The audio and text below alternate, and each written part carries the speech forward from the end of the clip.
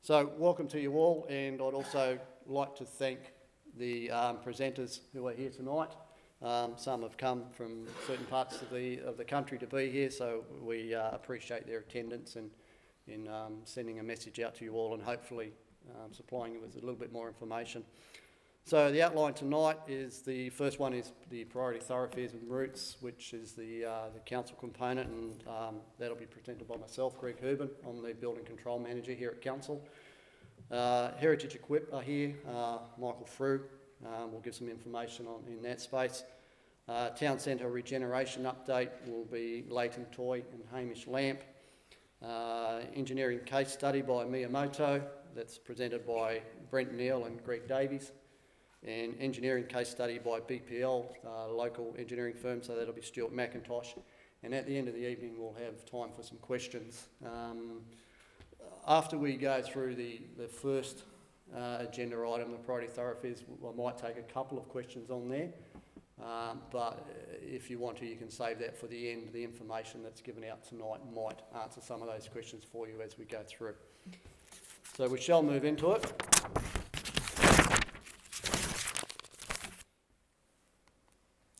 So priority thoroughfares and routes is part of the earthquake-prone legislation, and obviously it's just one part of it that central government have moved the decision-making process to the local community. So that allows the local community who are best placed to identify and advise on the level of risk that they are willing to take in this space. Quite a different part, the whole legislation that's gone through, and this one small component comes back to us to make the decision for our town. The elected members will take into account the public submissions when making a decision, and once a decision is made by the council, by the elected members, council officers will enact the legislation within the required timeframes.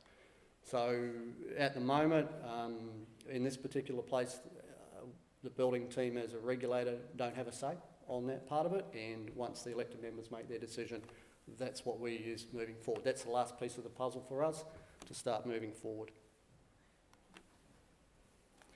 So it's a small video here, which hopefully will just give a small piece of enlightenment on where we are.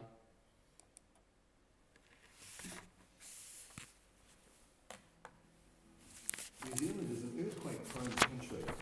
To help us Try that again.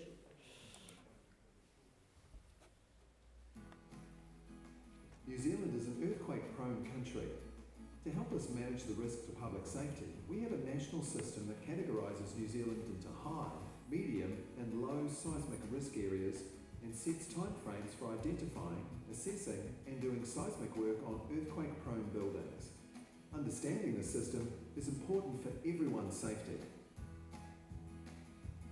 It starts with local councils identifying buildings that may be earthquake prone and priority buildings which have tighter timeframes for seismic work, then informing owners.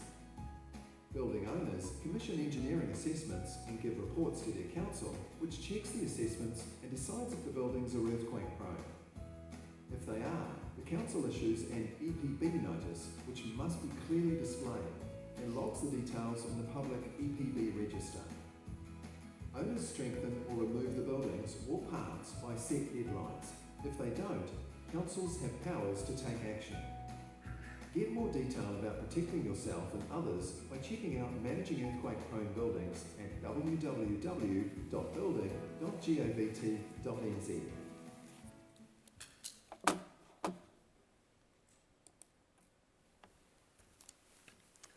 Okay, so part of this process, obviously, in the earthquake-prone space is we have two components, which is the priority buildings and then just the normal earthquake-prone status. So I think the information available around the whole earthquake-prone is quite significant on the MB websites. But the latest one, what we're working on now, is the identification of priority buildings, is probably not so much being communicated. So hence we're here tonight, and this is about a public submission process. We're obligated to go through this process to make the public aware. So it does move into 3 components with priority buildings. So the first component is priority buildings, which are actually legislated in the Act. So that's your hospitals and the emergency services and education facilities, which hold more than 20 people. The second and third parts are what we're here to discuss tonight, and that's their priority thoroughfares and priority routes, which is totally different, and that's where the community gets their say. So we've addressed that by identifying some areas that we believe meet the criteria, and are putting that out for the public for submission. So just to recap, we are in the medium seismic zone, so our timeframes are a little bit more extended than our neighbours, and yeah, that's just showing where we are in relation to especially the high. So timeframes for this include, so council has to undertake our profiling by July 2022, and by that stage, once we issue a notice, affected buildings will have 12.5 years to remediate from the date when we issue that notice. Once if a building's been identified as potentially as quake prone, then we get into the assessment phase, returning that information to council, and then council makes the decision, and that's when the 12.5 years kicks in from them. And obviously for the others, it's 2027 by the time for identifying all buildings in our district, and then 25 years again from when the notice is issued. So as I alluded to before, priority buildings, hospitals, emergencies, education, civil defence, and then we move into the priority routes and thoroughfares, which enable us to deal with those buildings which are more onerous and probably the more at risk in our communities. Again, the other part of that is strategic routes is another one, and we've consulted with the emergency services around our district also in that regard to get their input, and obviously that we'll expect submissions from them going forward. So we must go through this public submission process as a council. It's legislated, and tonight is essentially that with a bit of extra with our guest speakers. So just going forward, there was a methodology on how we ascertained what officers thought could meet the criteria. MB supplied quite a bit of guidance in that regard, which we've taken into account, and it's quite good. They've really identified some good areas for us to look at and be able to make some good decisions. So we sort of sit in the middle of this when you look at the descriptions. It's descriptions of almost cities and small towns or a rural area, and we're sort of merging on that with our population, but we've looked at the small town rural area to give us a gauge of where we should be. So again, just taking into account key traffic routes, we did look at doing pedestrian and traffic surveys, but the cost of that was horrendous, and so we just relied on the MB guidance document. So basically, this is the map we've looked at. So taking up Victoria Avenue up to the corner of Ingesta Street there, and then down along Taupo Quay either side. So what we found predominantly going looking at this map was the URM buildings, unreinforced masonry buildings, predominantly are in the lower blocks, and as we work up, we start losing them and start getting into other methods of construction and newer construction. So there's quite a significant amount in the lower blocks, but as I say, it peters out after that. And then we do have one strategic route on Poochiki Drive there, which is Bramer House, which is some residential units which are quite close to the road.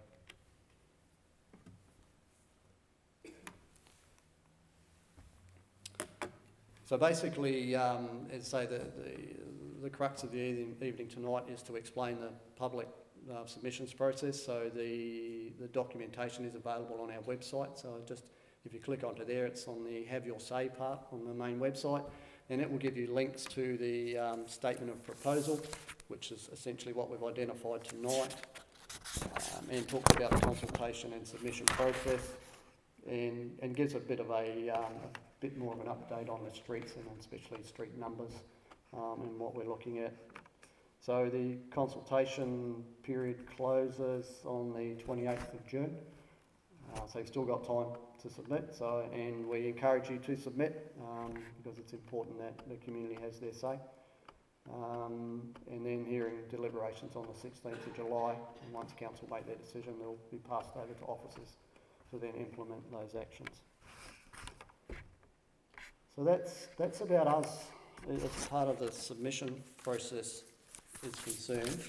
The statement proposal is quite good, and it is only around priority buildings and thoroughfares. So everything else that's earthquake prone is obviously still ticking over as we go, and council officers are available to discuss that at any time with any building owner.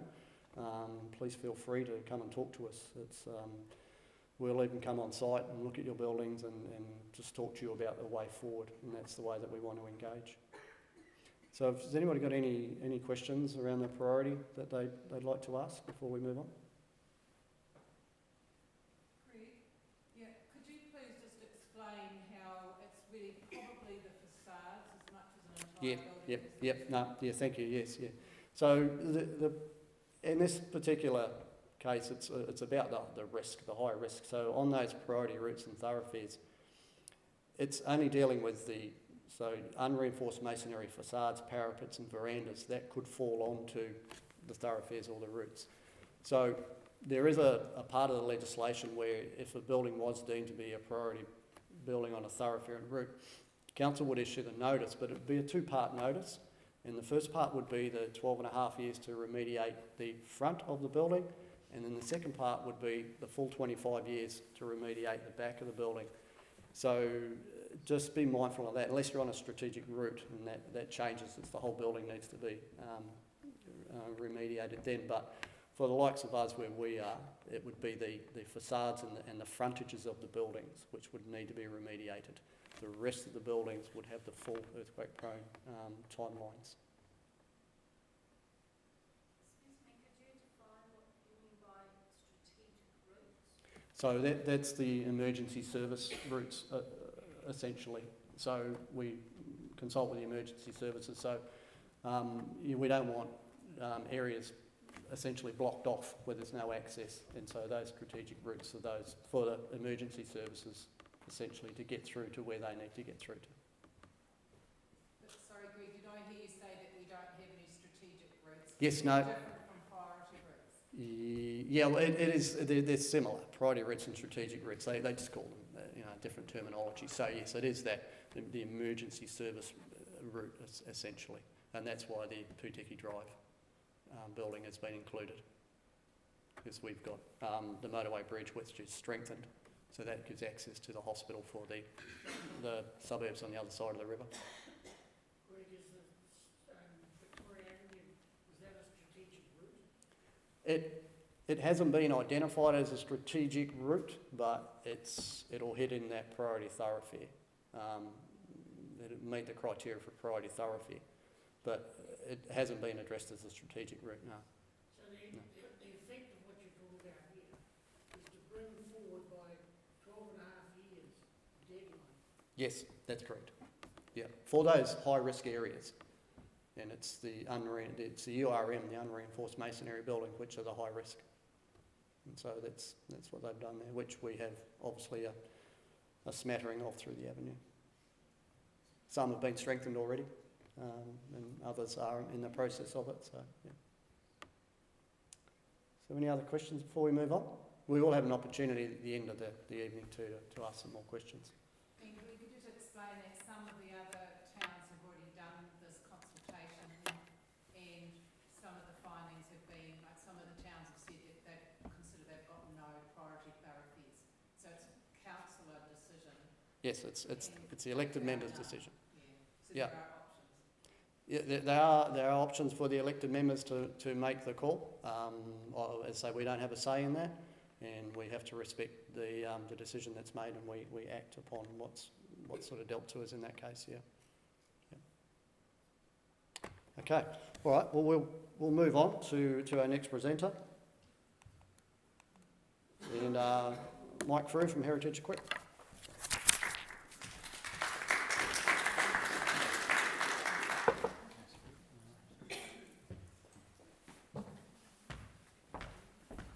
Kia ora koutou. My name's Mike. I'm the fund manager for Heritage Equip, and when all the detail that Greg just highlighted was being worked up by central government, another part of central government that works, I work too. Another part of central government effectively looked at the impact of the earthquake-prone building provisions on heritage building owners. And Heritage Equip is the result. So Heritage Equip is two parts. First part is basically a fund, and that's to incentivise the retention of heritage buildings and kind of discourage maybe the prickles on the back of my neck went when I saw in the video the wrecking ball on the crane. We want to see very few of them in Whanganui. And the other side of the coin, or the other side of our program, is the information side of things. And it's as it says on the box, it's about demystifying the process, because the upgrade process can be relatively complicated. Both access to the funding material and the information for building owners is through the website at heritageequip.govt.nz. Who's heard me rabble on about Heritage Equip before at the last session? There's a few hands. So I won't. Yeah, I'll be repeating myself for some of you in the room, and for some others in the room it'll be new. But if you get to know me, I repeat myself quite often anyway. So this is just a handful of the 40-odd buildings that we have funded around the country. Heritage Equip is specifically for earthquake-prone heritage buildings. So that means that we are a funding pool that's available for buildings that are assessed as being below 34% NBS as a seismic assessment that has been conducted on their building. So if you have received a notice, notices haven't gone out, no. So if an engineer has advised you that your building is earthquake prone, that is that it is below 34% NBS, you're eligible for funding. We have two specific types of funds, two specific funding products. One is for the advice that you need to get your building fixed, and that is engineering advice, conservation architectural and architectural advice, quantity surveyors, geotechnical experts who might analyse the strength or the quality of the ground underneath your building. I'll get into a few of these details in a second. And the funding for advice has only been in place for about the last 6 months. However, the funding for the works side of your upgrade exercise, that is once the builders come in, once the engineers come in, supply the steel, supply the concrete, and the actual works start, we've been funding that activity for just over 2 years now. So the majority of these buildings fit into that latter category, our works projects. So you can see at the top left a couple of projects or a couple of applications that we have that have got funding from us. And hopefully from looking at those photos, you can see that the building type resonates with a lot of what is prevalent in Whanganui. So we're very much here to help. Just to kind of summarise the eligibility side of things. So on the left here is individual building owners. On the right is I guess it's a new approach to funding that we're taking in trying to incentivise multiple building owners getting together as a means of both trying to bring down the cost of getting advice and works, but also to address situations where, for example, two neighbouring buildings might have a party wall that they share. But we're keen on receiving multiple building applications from building owners who may not be neighbours. And that we feel is a way of ensuring better access to the quality of advice that you need. The eligibility criteria is a little bit, I was going to say complicated. It's not complicated at all. For works funding, if your building is scheduled to the district plan, you can apply for funding for the works, for the works part of your project. For the advice funding, for funding for engineering advice and for architectural advice, your building needs to be, if you're applying for your building alone, your building needs to be listed with Heritage New Zealand. But if you're part of a multiple building application and you're seeking funding for advice, one of those buildings on the multiple buildings, group of buildings within your application, if one of those buildings is Heritage New Zealand listed, that's fine. Effectively, the district plan scheduled buildings can coattail on the back of that Heritage New Zealand listed building. So it's really an incentive to have building owners working together and coming up with plans that work for more than just one building. This information is it's on the website, but I've got a couple of brochures here if you want to pick up a brochure on your way out the door tonight. And also on the website is basically a contact section where you can enter a form, and as soon as you hit enter, it pops an email into my inbox, so you can get in touch with us that way. I just wanted to punctuate the value of good advice, and some of you will have heard stories kind of like this, but these are a couple of projects that we've been involved with for quite a while. The one at the top is a pub in Whanganui, which I used to drink at every now and then as a younger gentleman. So I was quite pleased to see the opportunity to work with this come across the desk, and it was a building that was earthquake damaged after the Kaikoura Whanganui earthquakes in late 2016. The building was red stickered because it was a dangerous building, so a different part of the Building Act to the earthquake prone buildings, but clearly it was still an earthquake prone building. The publicans moved out, the accommodation business wasn't providing any income, and clearly nor was the pub. And that was a major problem for the building owner. Top left, as you can see, the first set of engineering advice came up with something that was quite horrific, and with the help of Heritage New Zealand, with our program with Heritage Equip, Heritage New Zealand were able to come up with a funding scheme which effectively got the building owner a decent set of advice, which enabled a scheme to be designed for the strengthening of the building, which was consented by council, which came in at, the cost of the works was almost ridiculously below what was first proposed.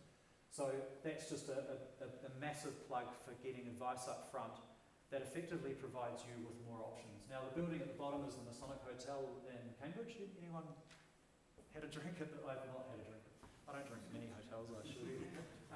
But the Masonic Hotel has been across our desk 3 or 4 times with various iterations of a design scheme produced by engineers who, went over the top with a scheme that was quite costly, and they've ultimately come back to us with, on the back of their decision to say, no, we're not going to go with our initial engineering advice, and we're able to help them out with some funding to basically provide an updated, upgraded, and more responsive engineering scheme for the building, or engineering concept for the building, that was more respective of the heritage values of the building. So they're just two quite, other than the fact that they're pubs, they're quite different ways in which I think the value of good advice for building owners is absolutely critical. There's a fair bit of money in it. I don't get caught up in the detail of this. This is just my articulation of where, on the left-hand side, a structural engineer or an architect or a conservation architect or a heritage specialist might be involved in your project. And at the bottom, just for interest's sake, more than anything else, I've put largely Greg's functions, the building control functions at council. And it's just to reinforce the fact that if you get your good advice early on in the process, and that's largely at the assessment stage of understanding what the problems are with your building, you're going to have a lot more flexibility as you go through the design process, and as you start to get to the consenting process that council will have to look at for the remediation of your building. I can't emphasise this more, other than to say that it is emphasised on the website. I really encourage you to kind of, if you're not familiar with the process, have a look at the website. And for familiarise yourself with just the steps that are going to be taken. It looks complicated, and it might be complicated for those of you who have not been through an exercise like this, either at home with a residential build, or indeed with your earthquake-prone building. But it is to reinforce that not spending money on these processes will probably result in you having a suboptimal solution that's probably going to be more expensive in the long run. You'll have a more expensive build if you skimp on advice. This is you've probably seen, this is how the district plan for Whanganui presents. Now, have I gone all the way up to? Well, I've just caught the priority route area. So from top left all the way down to the bottom of Victoria Avenue, and you can see I'm not sure if you can see the black dots here are all the district plan scheduled heritage buildings. You guys will be familiar with this, I'm sure, and some of you may not have a district plan scheduled building. Your building may simply be possibly an earthquake-prone building. This is to punctuate really what stock of heritage buildings that Whanganui has, and I guess to punctuate the value, and some of the markings have come out a bit different, but the parts in purple and yellow are where we start to get into heritage streetscapes, and what I mean by streetscapes is almost to the layperson when they get out of their car and they look down the street and they see a group of buildings that is appealing or pleasing or may be overtly of some heritage value. And I thought it was my pacemaker playing up, it's not. And again, it is to punctuate the benefit in taking a multiple building owner approach to getting upgrade advice.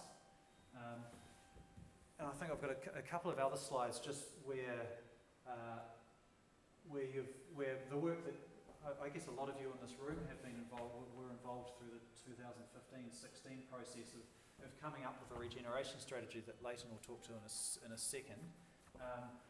But obviously we start to get basically a layering effect of where the heritage buildings and the heritage buildings of value in Whanganui are, and where we can start taking a bit of a focus on, where should we look first?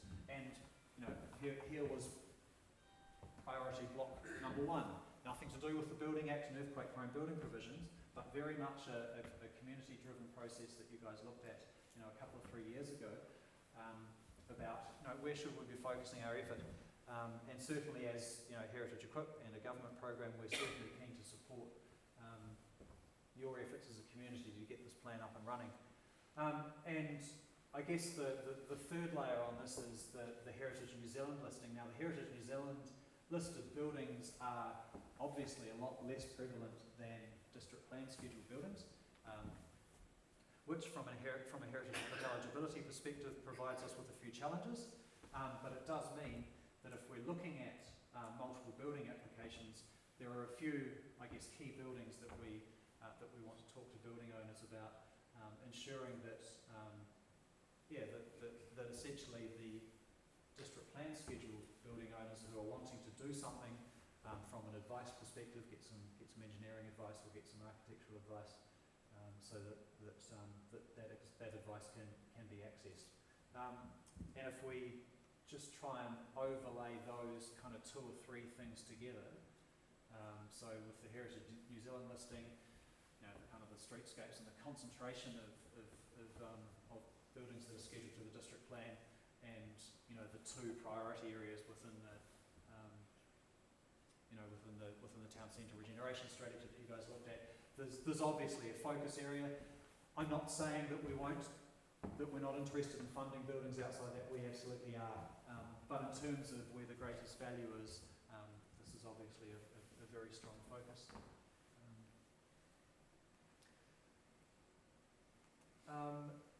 And that is pretty much me, but I just wanted to reinforce the fact that we, alongside Council, are working closely together to try and come up with ways that make sense for you as building owners to access the resource that that you need to get these projects up and running.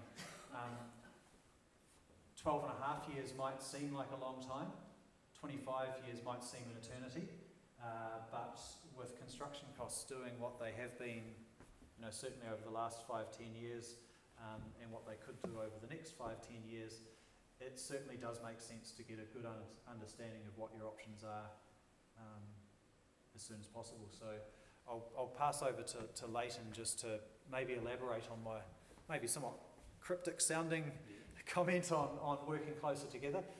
But that's all I have to say, other than to say please go to heritageequip.govt.nz and have a look at the material, and it tries to guide you through the process of upgrade. Pick up a brochure, I'll put it near the door for the way out, or grab me when we're finished. Keen to have a chat.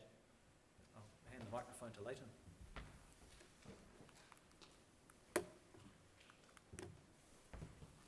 Thank you very much. Good evening, everyone. So I'm Leighton Toy. I'm the General Manager of Property at the Whanganui District Council. So just a couple of updates from me. So most of you here will have been aware of the work that we've done over the last few years on the development of a town centre regeneration strategy. That was a piece of work which had an extensive level of consultation with the community, and through that process we've developed a strategy. Some of the key outputs from that strategy is Whanganui as a community identifying our built heritage and the importance that our built heritage has to our town centre. So we've got a number of sort of key outputs and projects which we are working on in terms of the rollout of that strategy, and we've got to say a big thanks to Alan Young, who is driving a lot of that work, and can see a lot of really interesting and cool things happening around town. I think myself and Hamish Land clearly acknowledge that we've got no imagination or about how to make things cool. So that's why we've got someone like Alan coming along to make these things happen. From a town centre regeneration perspective, one of the other key outputs from the strategy was Whanganui supporting the retention and restoration of our built heritage. And within the strategy there is a project which outlines that council would look to support a development project. So we've got a Property and Community Services Commission meeting on tomorrow afternoon, starts at 1 o'clock. Within that meeting there's an item on the agenda which has a proposal from officers to council that we support a development trust. So we've identified a number of influential business people within Whanganui that have expressed an interest on being on a development trust, and we're suggesting that council provide this trust with some seed funding so that they can look for opportunities to preserve our town heritage. That could be in a number of ways. Joint ventures with existing building owners, or potentially looking at a development option that they will consider. So really it's a bit of we didn't want this project to be caught up in council officers aren't looking for this project to be caught up in the red tape of council. So we're trying to look at an independent group of people who we set up by council, funded, and look for them to go out and make things happen. So that's one update from the town centre regeneration strategy. There is potential for, if this is successful, the investment of those funds will be paid back to the council, and there's an opportunity to continue this type of demonstration project on a sort of case-by-case basis. So that's one of the things which we're working on. Another thing which Mike briefly touched on was the collaboration that Whanganui District Council is having with Heritage Equip and Heritage NZ. Myself, Councillor Helen, Hamish Land and other council officers have been working with Heritage Equip and Heritage New Zealand for a while now. And I remember we were down in Wellington late last year, early this year, in a meeting with them, and they basically said, how can we help Whanganui move forward? So what funding can we provide that will support Whanganui and the restoration of the town centre? Our feedback was our region is fairly clued up in terms of the earthquake-prone legislation. I think we're quite well versed in terms of what does it mean. So we weren't really that keen on receiving some funding from Heritage Equip that would basically tell us what we need to do. So I think we're pretty clear about what we need to do. But what their city council had I'm not quite sure of the name of the title, but to a large extent a heritage officer that went out there and hit the streets, formed relationships with building owners, and really walked them through what does it mean to upgrade a building. And obviously we've got a fair representation of people, building owners here, who are obviously interested in built heritage restoration, but also there is a lot of building owners in the CBD and Whanganui that aren't here. So what we're looking at doing is co-funding with Heritage Equip, a resource that we are currently in the process of sort of putting together a position description for, and that role will really be charged with going around and forming relationships with building owners, giving them a real overview of what does this mean, what does it look like to strengthen the building, where can we access funds, and really trying to make this happen.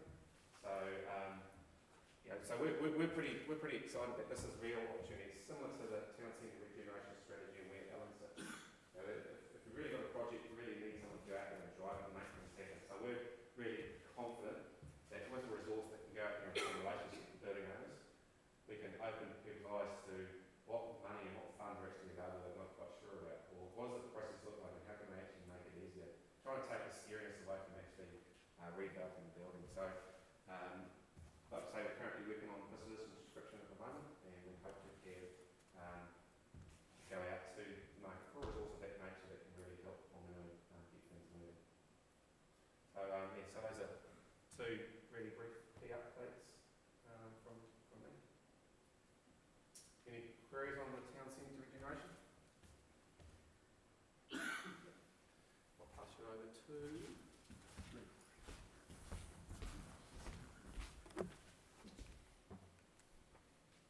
Oh, wrong way.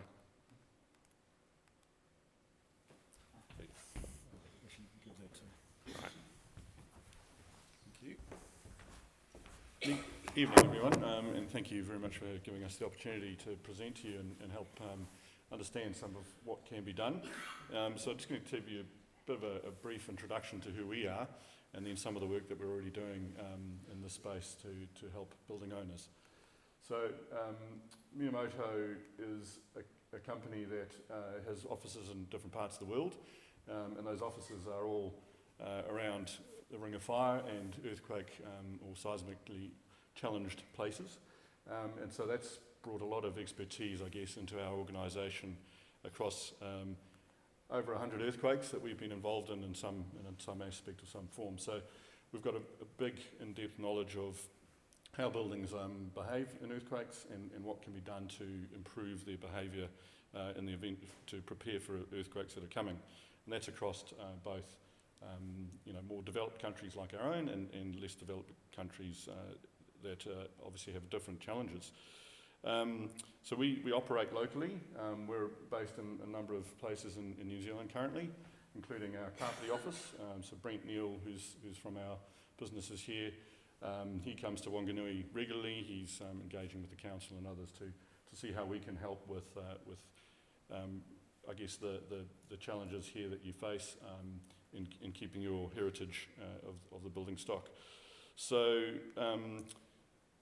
the next slide is really just what was mentioned before in terms of this process. The assessment of buildings is not just, there's no one engineering assessment, there's a bit of a continuum of the level of engineering assessment that can be applied for a building.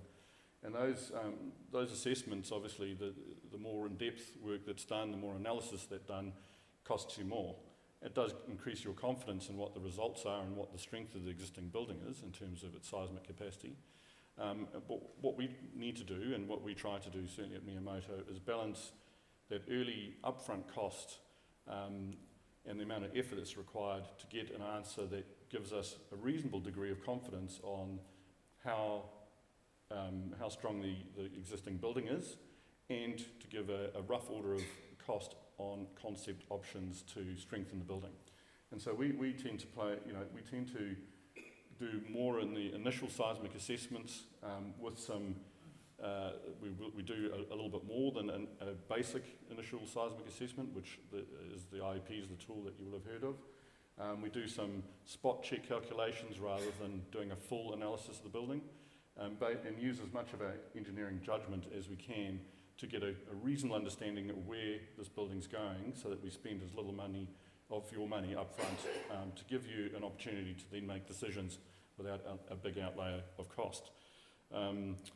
Obviously, as we then get into the strengthening or strengthening design, we then do need to do some of that detailed analysis. However, we won't need to analyse parts of the structure that are no longer providing lateral restraint that, without strengthening, would be involved. So a detailed seismic assessment is something that has to happen through this process.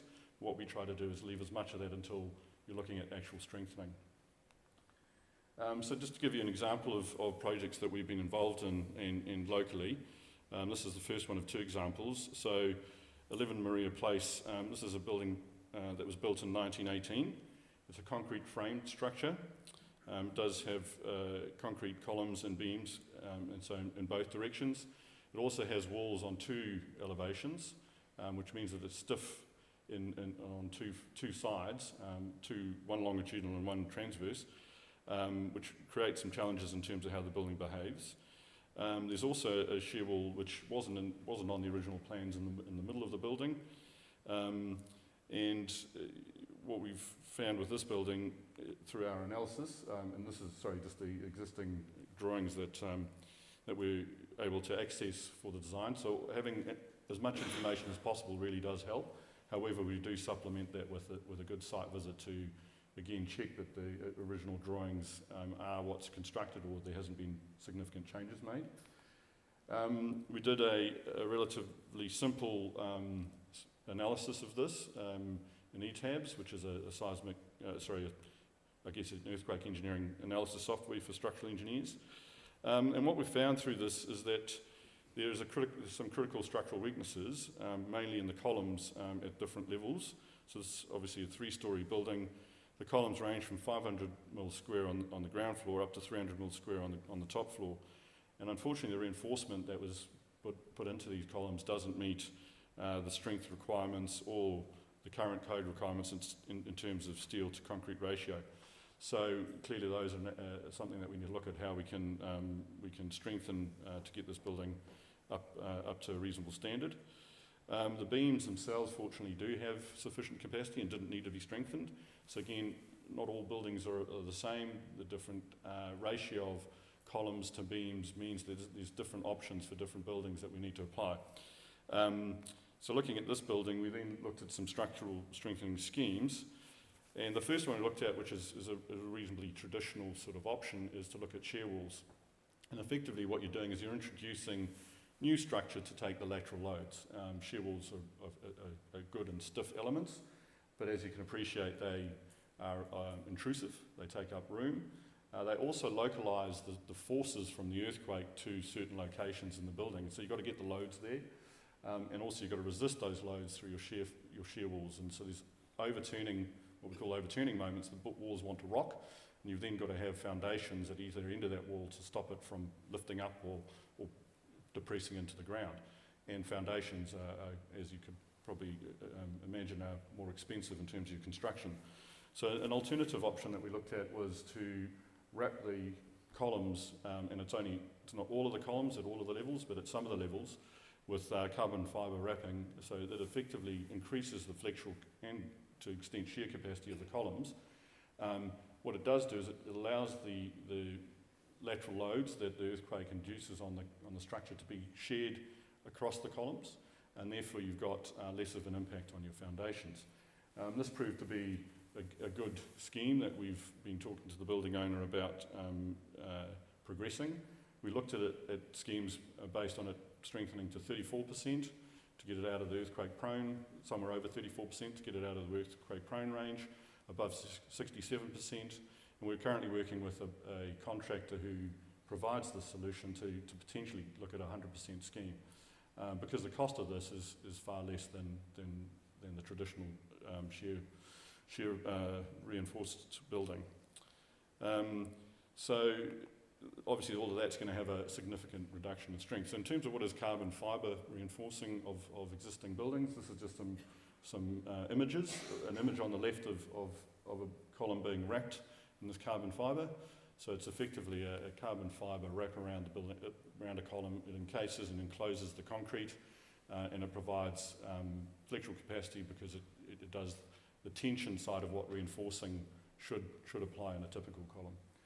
And then it can be used for a number of other solutions as well, to strengthen beams, strengthen walls, and slabs and diaphragms. So quite a good solution in some cases. It won't apply for all buildings, but certainly did well for this particular building. So moving on, we've then this is an image that I guess I'll just go back one.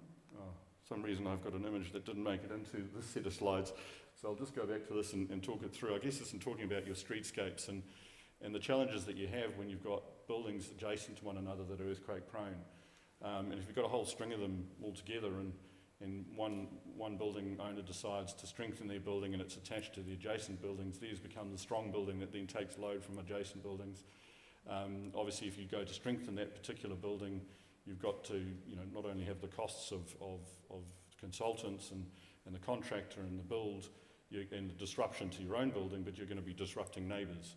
And then when your neighbour decides to do his building, their building, it's going to potentially disrupt yours. So what we've been keen to do is to look at engaging with multiple building owners.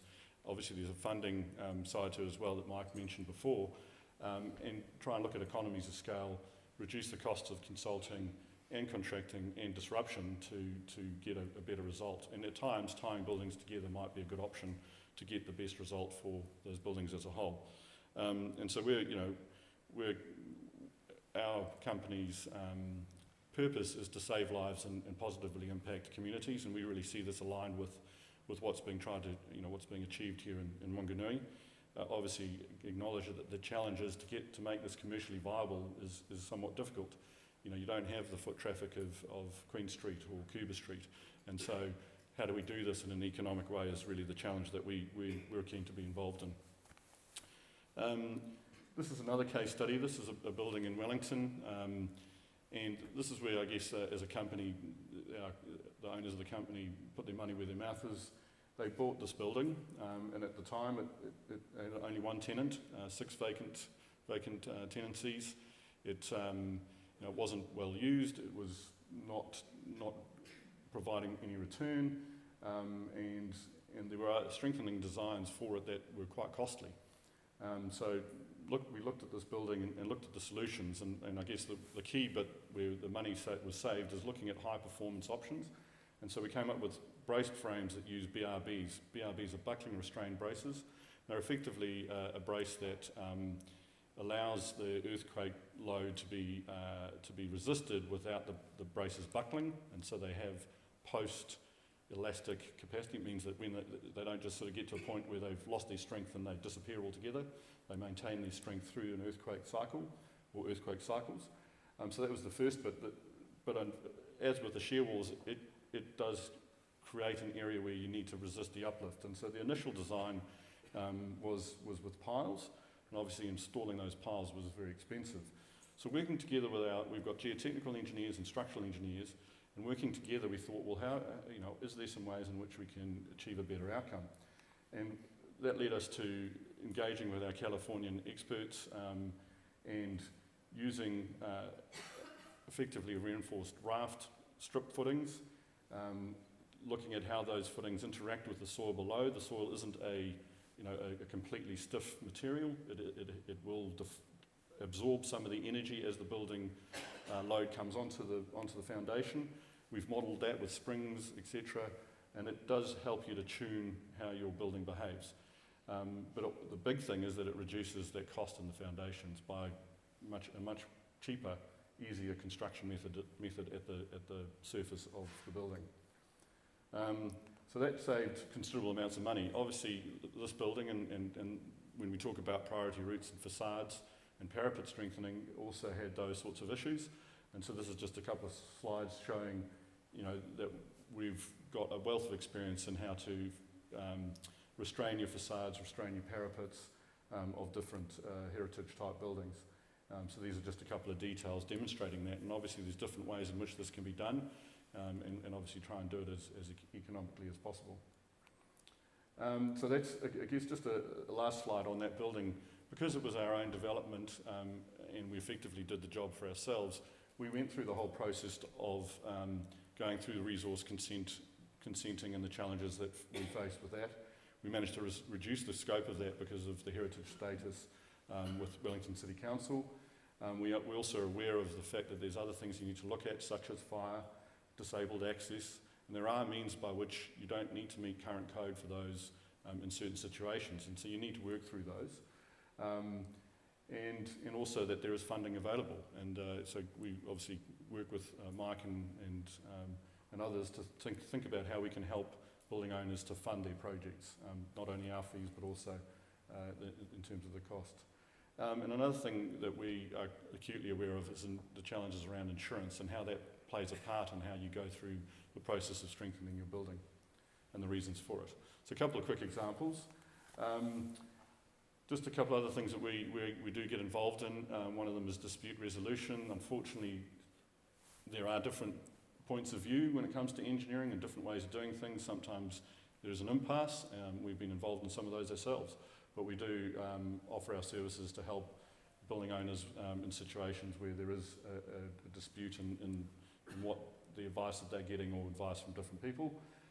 So we're keen to help in that space, but also to peer review. So if you have got some advice and you need somebody to give you some assurance that it's good advice, then we're happy to provide a limited amount of time to just give you that assurance.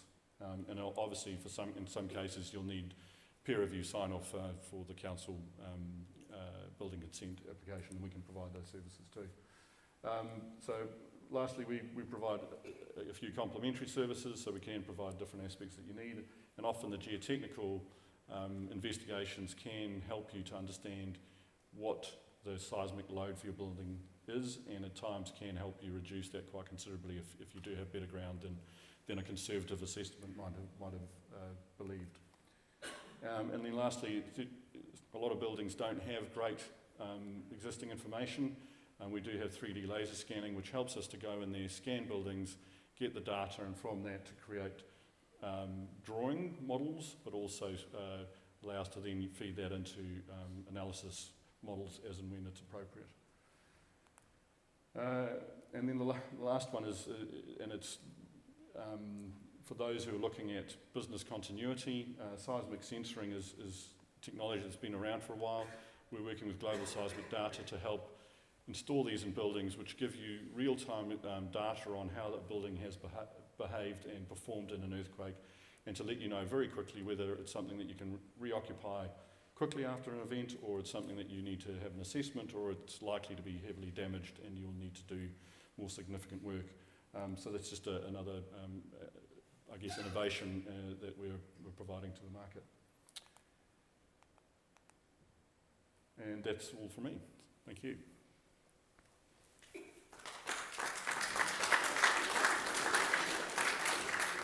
I'll hand over. Obviously, if there are any questions, we can answer them at the end.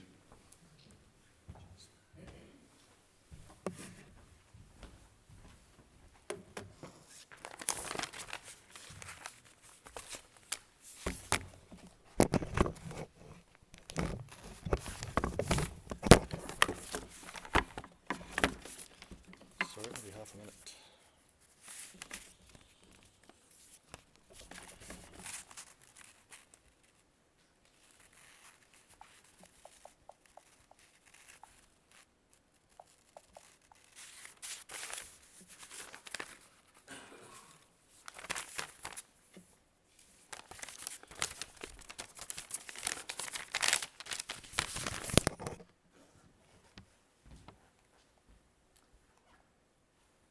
Good evening, everyone. I'm Stuart McIntosh. I'm a director at BPL Group. BPL Group formed as Bycroft Bethwick in 1987, and we've been based here in Whanganui since then. I returned home to Whanganui approximately 20 years ago. I was working in Newcastle up till then, following their earthquake in 1989. I have been involved with the Whanganui Earthquake Claim Task Force since its inception. and I just enjoy working with older buildings. This is one of my favourites. This was the Opera House, which we did up a few years ago under full construction, and this is this building, of course, with that's where we're sitting now on the right there. But I'm going to talk to you about some smaller buildings around town. Those are my case studies. I've got five smaller buildings that I'm going to rattle through very quickly, so don't worry about that. Before I do that, although I'm going to share some good news about the seismic upgrade process as we see it. So just to reiterate on the process. Well, that's the 5 buildings we're going to look at. So typically we start off with an assessment. So an assessment, a detailed assessment, will give us the current seismic capacity of the building, but more importantly, it tells us where the weaknesses are within the building. So the next step will be the strengthening design, which is where we address those issues that we found in the detailed assessment.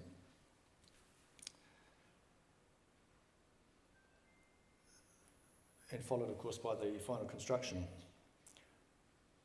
To save building costs, we're finding the best way to do that is to build less. And what we're finding is the amount of strengthening that we need to do is a lot less than it was, say, 5 years ago. And that's a function of a better assessment process.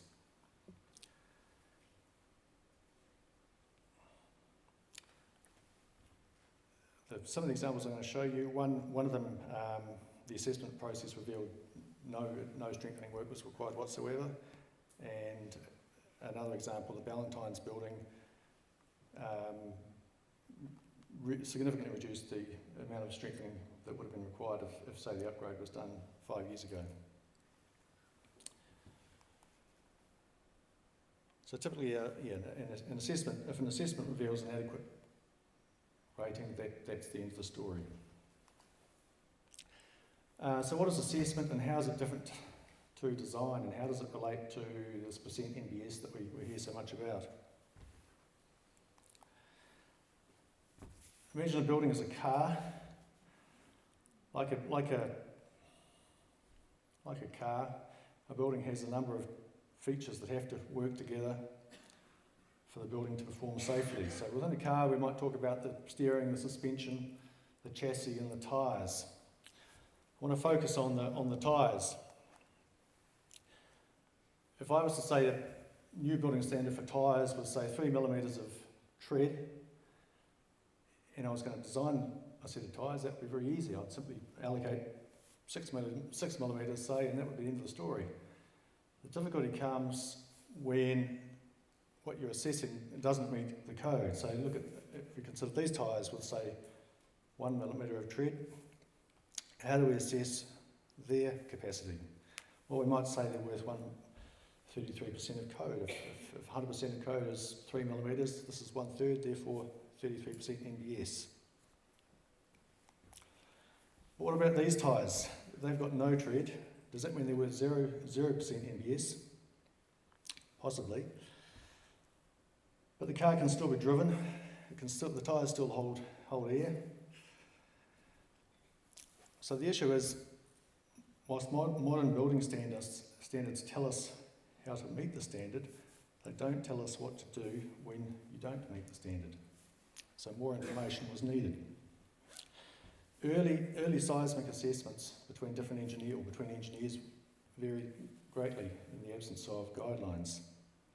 Since the Christchurch earthquakes, there's been a great deal of research into the seismic performance of older buildings. Full-scale tests have been carried out, including one building here in Whanganui, and that research has continues right till today, really. There's a lot more after the Kaikoura earthquake, particularly around concrete buildings. The output of this research has formed the new assessment guidelines. These were released in the middle of 2017 and are now embedded in the Earthquake-Prone Building Act. The guidelines allow engineers to consistently calculate the capacity of older buildings, and they are the legal means for assessing earthquake proneness. The documents are freely available online. I encourage building owners to go and have a look at them. If you find, there's a tab on detailed assessment which will drill down to this menu describing various types of buildings which you'll more likely have one of. And if you have a read of the relevant section, you'll find it fairly light going for the first half of the chapter anyway. But it really, they describe the issues relating to specific building types and the likely issues that you'd be facing with an upgrade. So the rollout of these documents has been occurring over the past 2 years and still continues as engineers we attend technical training sessions. So that's assessment. It's actually come a long way in the last few years. So better assessment is giving better tool. It's a better tool to assess your existing buildings, and that is basically resulting in less building work and less cost. Anyway, we'll go to the examples. First example is the Doyle and Associates office at the bottom of Drews Ave. It's a two-storied corner site. The new design, the new floor plan had internal walls which offered a good opportunity for some very cost-effective strengthening. The desired strength was 67% of code MBS, and this was achieved solely with ply-braced timber walls. So this floor plan shows basically the layout. Each of the walls is labelled and drawn and subsequently built. So fairly cost effective. All the work could be done by a carpenter. All the materials could be brought in on the back of a ute. Fairly straightforward, but it did require the internal walls. Next example is 45 Taupo Quay. This is an unreinforced masonry building. Timber trusses across the roof. There's the before and after. It's mainly a single-storey building. It rises to 2 stories towards Taupo Quay.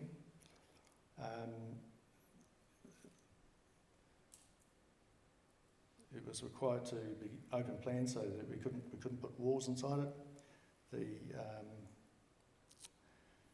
How was this done? So the rear wall, which is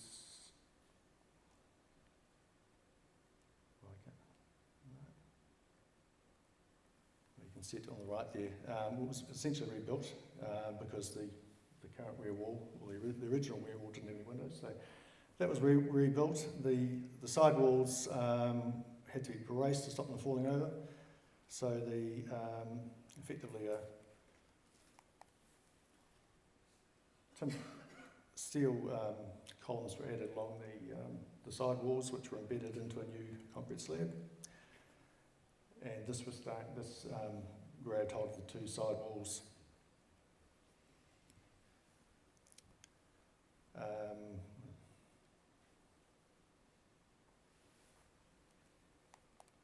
This is just this is not a good photo, unfortunately, but it shows the frame.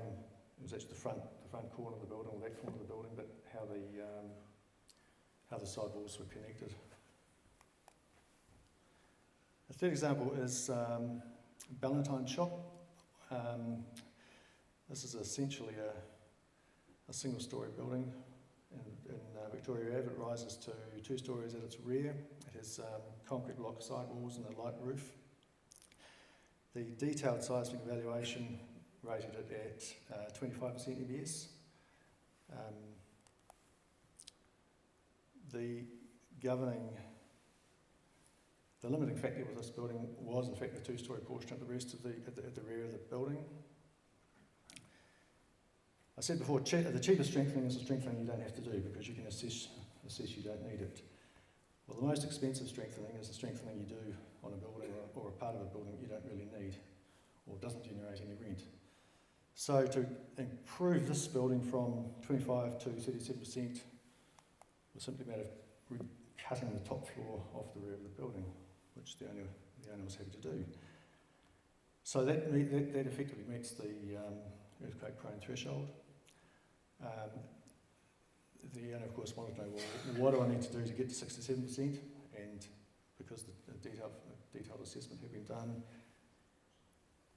it was fairly obvious that the work to get to 67% wasn't a lot more. The next governing feature were the side walls, similar to the previous example. In fact, well, that's the rear that was cut down to that. So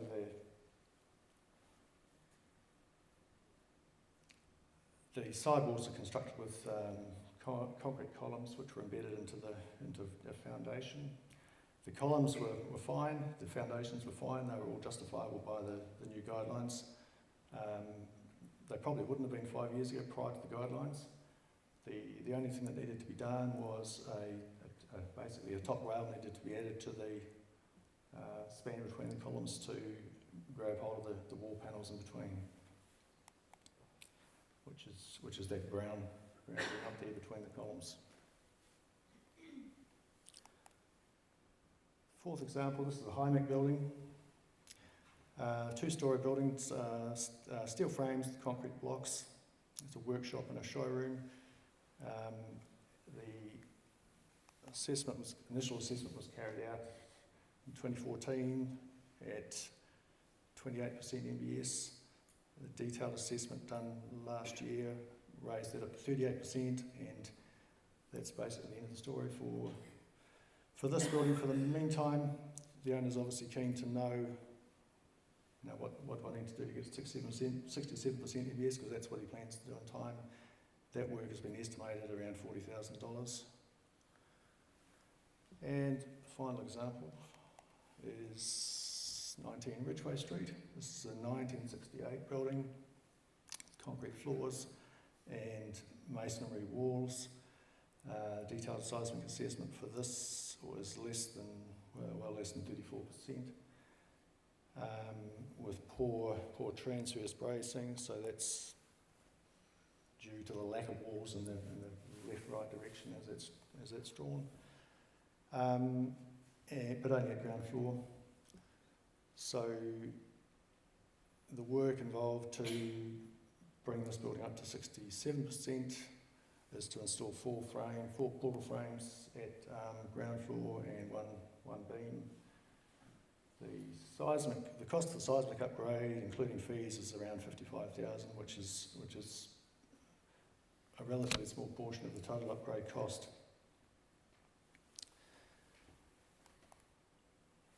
And that's me. Thank you very much.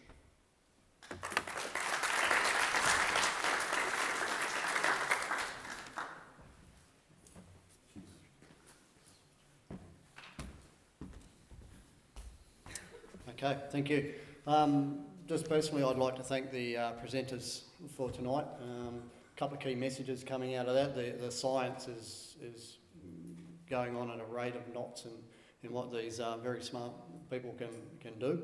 And I think another key message there is to just engage, talk to these people, talk to council officers. There's a lot of things going on out there, and the initiative for a resource for Whanganui in that heritage space is an excellent piece of news, and I think will be a key driver in us forging ahead in that space. So I've got some opportunities for some questions for our panel, if anybody has any they'd like to ask. Yes. Why are you encouraging the owners to go up to 67%? Where's that number from? We're not encouraging them. Most building owners choose to do that. It's often the case that their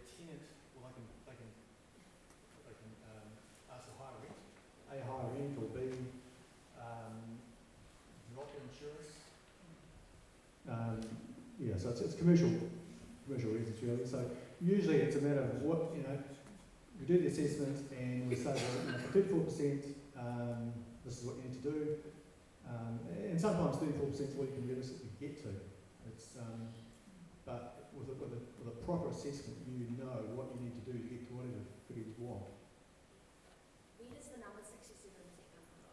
Is that from somewhere in the guidelines, or is that just because I noticed all of those various it's Yeah, it's a number that's sort of been bandied around for a while. So, it came from originally came from the change of use rules, where you had to get as near as reasonably practical to current code, and 67 was kind of accepted as the low value there, so people pitched 67%. As long as it's above 34, that's really the... 34% gets you out of Greg's box, Yeah. and anything else is commercial. So I'd just like to add a few things on those mythical figures, if I dare, especially around change of use. So change of use is 100% of the current building code. But we work in a space which is called reasonably practicable, and a third, 33%, isn't reasonably practical. And there was a consensus there from some old engineering documents out of the 1170, if I believe, where it came from. Everyone's been chasing this mythical 67%. It's like the Loch Ness Monster. But we've decided as almost as a country, as BCAs, that 67% is a reasonable assumption. We'd like people to get higher up, obviously. So, but 34% is only going to, essentially, it's a life safety number. The building probably won't last after that. So the legislation's been was really high to start with, and it's come down. And the government have focused on the life safety component. Now that building will probably be broken. Now at 67% or even higher, that building has a better chance of surviving and going forward again and being utilised again. And so that's why the numbers are there. And don't get me started on change of use. Get insurance at 34%. That's not my call, and what we are finding though is the market, as Stu was alluding to, the market and insurances and banks, from what we're hearing, are asking at times for that higher percentage. So again, it's a number for us that's legislated. Once people hit that, we're away from you, but as a market driver, those percentages I think are key, and as building owners, you'll know that tenants will ask, and I think government tenants ask. There were some numbers floated around that they're looking at like 80% now for government departments. Yeah, so all the discussion that's going on in the space, I don't know if this is working, but you should be looking at over 34%. I mean, I would be looking at 67 plus. You should try and get your building as high as you can, and that helps to future-proof. You look at insurance, you look at... Some people have said to me, I don't need to get my building to 67% because I don't have a mortgage. But when you come to sell your building, who's going to buy it? If they can't get a mortgage because you've only gone to 34%, you've shot yourself in the foot. And if the legislation changes, God forbid that happens again, probably won't, but you never know, then again you're in trouble. So if the cost to go from 34% to 67% or even 80% is not that much different. Aim higher, you're going to give your building not only longevity, and your business might be able to continue because the building's not broken, but the chances are it's a building that's going to have a longer life and you can sell it when you need to. Thank you. Yeah, I think in that mythical figure, New Zealand's Earthquake Engineering Society came up with a categorisation of buildings at 34% and 67%, calling them earthquake prone and earthquake risk. And then the market effectively took over, and the big banks and others, the insurers, all looked at these numbers and thought, well, what can we accept as a meaningful level of risk? And when they looked at their own buildings, that they had their own people in, and meeting their obligations under the Work and Health Safety Acts, they wanted to get to a reasonably practical level, and so that's where those numbers have just started to snowball. What we do, and agree completely, is go for the higher levels. Often, the amount of money that you're going to have to spend to get it over 34% is not too dissimilar to what you need to get to 67 or over. We also agree that at times it's good to give yourself a bit of ceiling space. Our understanding of earthquakes continues to develop. Our understanding of the earthquake risk in different regions develops, such as Christchurch. The loads that we now design for buildings for earthquakes in Christchurch is higher than it was prior to the earthquakes that happened. It's higher in Wellington than it was a while ago. No reason to suggest that's going to happen in Whanganui, but give yourself a bit of a ceiling space if it's not going to cost you much more right now. Yeah, hi. You spoke before about the 40 and 55 for project cost. Was that the engineering total project cost or the materials? That was purely the upgrade. So it was the steel and concrete for the structural upgrade.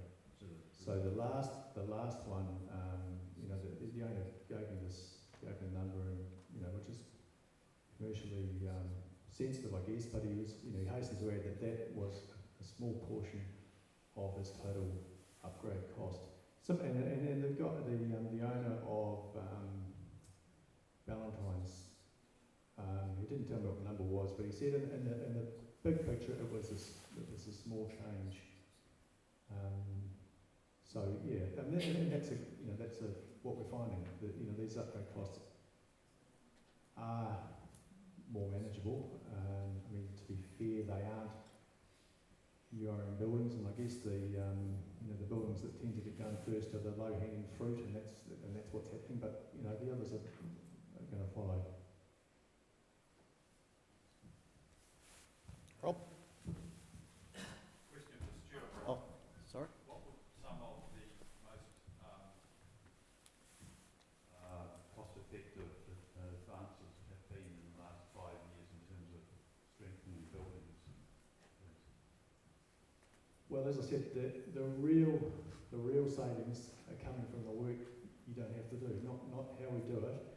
There are RAPs and there are technologies that have been around for a while, and I guess they're becoming more prevalent. We've used them on a few buildings, including this one.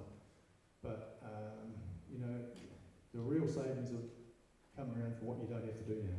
And that's about squeezing what you can out of the building you've already had, and that comes from knowing, drawings. Finding the original structural drawings are worth gold now. If you can find those, you save thousands, because particularly reinforced concrete building, that's where the money is to be saved. Yeah, Rob? Greg, you mentioned before about the change of use having to come up to 100% of code. That seems to be where a lot of owners get caught. Now, is that government legislation, or was that local authority? No, it's the building code. So it's what's government. the logic in that? Because that's a real barrier. Because if you want to develop your upstairs, you're probably going to get a change of use. So you've got 100%. As near as reasonably practical to 100%. And it's not just structure that's change of use. There are other components which are incorporated into that, with your sewerage, plumbing and drainage and all those sorts of areas. But by doing an upgrade and a refurbish, you're ticking those boxes anyway. It's just more the structural component of it, and it is as near as reasonably practical to that 100%. And that's where councils make a judgment call every day. And it's a cost versus benefits analysis also. That's got to come into play. So we have a certain amount of limitations in that space too, and it's about having good information and making good decisions. But it is central government legislation. That's the building code. It's about upgrading buildings as even the alterations of Section 112's, the fire and structure, that helps our building stock progressively get to a better place. And so when you take on an alteration or a change of use, it's effectively pushing you to that space for a better building. And there's a longevity in that, there's economy of scale, there's the whole thing. Remember, the building code is all about life safety. That's what it's about, and amenity. 100% NBS No, not 100% NBS. And it does get a bit confusing there, Rob, and I'll admit that. And that's why our key message in that space is, come and talk to us if you're even thinking about it. We'll send officers to your building and look at your building in that space. And it's easy, you know, Bill's here tonight, and Bill does several of these. And he can walk into a building and say, well, this is where you need to put the impetus in this space. There's not too much here. And all of a sudden that stigma just falls off that whole change of use. And because everyone's scared for all the things that we hear, there's so much information out there.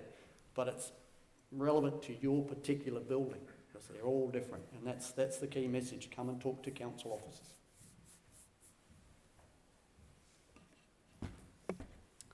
Okay, so we're happy. We'll finish on change of use. We got there, we ticked that box. Good. Oh no. Please, go and talk to these guys before you spend a lot of money on expensive plans. Because then, you know, then it's harder to change your plans because these guys say, well, it's really hard. Go early, don't be afraid.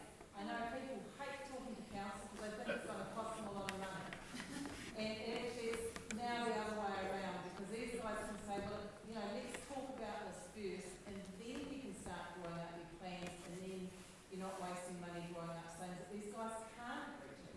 Okay, so that's just the key advice. Talk to all your people before you spend lots of money. Thank you. We have a business-friendly group that runs in council, and for, you know, essentially big business and that. But that doesn't mean that one building owner doesn't meet that criteria either. And that's all about that pre-engagement. Come and talk to council officers. When you're on that side of the counter, it's free. When it comes over the other side, that's when it starts costing you. And the amount of time that we save in the processing of a building consent, for example, by having a staff member being involved in that and pre-engaged, is quite significant on the other side. A lot of those questions have been answered in that pre-engagement. So when the consent comes through, they go through at a relative amount of, I won't say ease, but it's a better process. That pre-engaged, everybody on the same page works really well. I see a hand right up at the back there, sorry. Yeah, just a comment about the expensive plans. If any of you guys come to an architect or a building designer, that's the first thing we'll be looking at too. So expensive plans don't necessarily come before a structural design. If you go to a professional in the building industry, they'll be really clued up about it as well. And again, it's that pre-engagement, isn't it? Oh, that's key, yeah. Do I see another hand up there? Yep.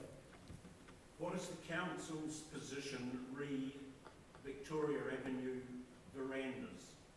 Is it correct if one wanted to pull down and replace a veranda, if the cost was higher than 25% of the GV, that would trigger total earthquaking for the building? Or is the veranda separate from the building? Okay, so yeah, veranda, but that's more, okay, that one there is about the alteration to the building. So if you want to remove a veranda for seismic reasoning, the building consent, if you needed a building consent for that, depending on again what type of building it was, that seismic work doesn't trigger the fire and the structural upgrades. You can, if you're just doing seismic work on a building, that's all you need to do. So again, that's a little bit of misinformation there about the 25%. So the 25% threshold at the moment is in regards to when you're doing an alteration to an existing building, and the cost of that alteration has exceeded the 25% of the value of the building. Then if the building has an earthquake-prone building notice on, you have to then also carry out the seismic work. Now that 25%, that monetary figure runs over 2 years concurrent. I do know that Councillor Craig has been lobbying with other local politicians very, very hard with central government, and I would suggest, say, gaining some traction in that area to get some change in that space. But that only kicks in once a building has an earthquake-prone building notice attached to it.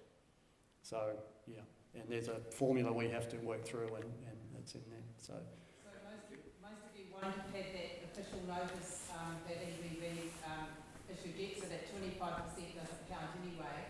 But I'm expecting within 6 months, we should have already had it really. The government will announce a change in legislation. So any building that you undertake that's more than 25% will also be an upper cap. So I don't think that's an issue you should worry about right now, and it doesn't apply right now, and we're getting that relaxed, so it should be fine. So go ahead with your verandas, go and do them, put in some nice poles and lovely verandas, and council's really encouraging it, and there's a local casting, what do they call it? Foundry. No, Is it- Foundry here in Whanganui, who's got poles that, you know, you can actually put up. He's got the templates and you can put them up. So if you're interested, give us a call and we'll help you through the process. Yeah, I definitely concur with that. When you're talking about verandas, there's a lot of background things going on in council around there to assist people in that space, and especially through the building consent and the resource consent process. Yes, to put posts on the veranda if you needed a building consent, it's going to cost you the grand sum of $95. So we're going to put those under a clause 2 exemption. Bit of engineering stuff in there still, and then Hamish and their team have got some workings around the resource consent process. So council very positive in that space and help wherever we can. And again, with Hamish's team, they've got a lot of initiatives out there to assist outside of the earthquake prone space in the facades area. So make contact with Hamish and his team and you'll be surprised at what assistance is out there. Excuse me. I came along today because we were talking about the verandas and the overhangs and things like that. You've mentioned it, but I'm still wondering what on earth it really involves. So what are we, how do we know if I don't know if my building's involved. I don't know what really is the issue. I know it's, there's talk of there could be something, but how do we know? And how are we going to know? Okay, so in a nutshell, the context of the evening and the first part of the evening is about the public submission process on priority routes and thoroughfares in our district. Now, the part of that. We decide? Yes. No, you decide. That's what the submission process is. So on the slide there was the map of Victoria Avenue with the side streets. So they're the areas that council officers have put forward to council to say these are the areas we believe are affected, and it's about unreinforced masonry buildings, facades, parapets, verandas, which essentially front onto that area. That's the crux of it, and it's a public submission process for people to either agree with that and say I think that's fair and reasonable, or I disagree that these streets shouldn't be on there, or the whole of Whanganui should be classified that I want to keep my family safe. So the earthquake prone legislation has been out for a long time, and we're just working through certain parts of it. This is the last piece of the puzzle, and this is the bit where the community gets their say on where building owners have to do the work earlier than was first conceived in the legislation. How do you know whether your veranda of your building is prone to So again, this is the submission process for priority buildings, and then once we've got through this decision, council officers go out and it's called profiling. We actually go out and look at the plans of the buildings once the identified areas, and we go out and do a visual inspection, and if it meets either of the categories, and priority is just the unreinforced masonry, we make a decision based on that and identify that and talk to building owners. Now, the other side of that coin is once that little bit's done, we're out into the rest of the district looking at earthquake-prone buildings, which are scattered throughout our district. So the profiling starts at the most important ones, and then we work out from there. I'd like to know earlier than the 25th of June, when I'm supposed to put in a submission, whether we're talking about something that relates to me or not. So I think, if I could just jump in there, I think that's where this pre-engagement is quite important. So if you're an owner of a building in the CBD and you're unsure of the implication of the earthquake-prone legislation, strongly recommend that you go and grab Greg's details and had a conversation with him so he can actually talk to you directly about your building and what it actually means, and also just provide you with a bit of an overview of what does the process look like. The categories in the methodology are quite clear, and we have an understanding of them.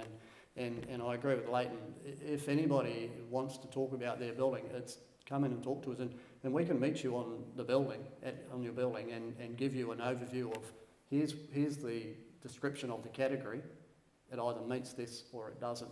It's quite simplistic to be fair. Once you've got the information in front of you. So happy to, if you come in and ask for me or email me at work, we're happy to meet you on site and look at your building.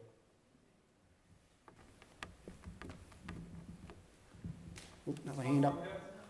Right up the back there. I just wondered what the process of the DSA was like. You guys probably know I'm all new to this, and I just wondered how disruptive it was to a business within a building, sort of the timescale, process of what happens. Do you use 3D scanning, or are you going to be digging up floors to access foundations?